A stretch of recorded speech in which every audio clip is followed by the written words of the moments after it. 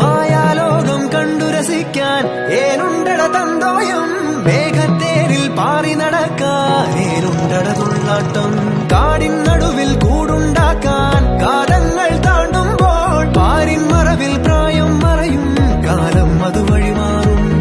അലതല്ലും തിരകളെയൊന്നായി കൈക്കുമ്പിൾ കോരിയെടുത്തേ തിരമൂടിയ കരയുടെ മേലെ കാക്കാത്തി കിളിയ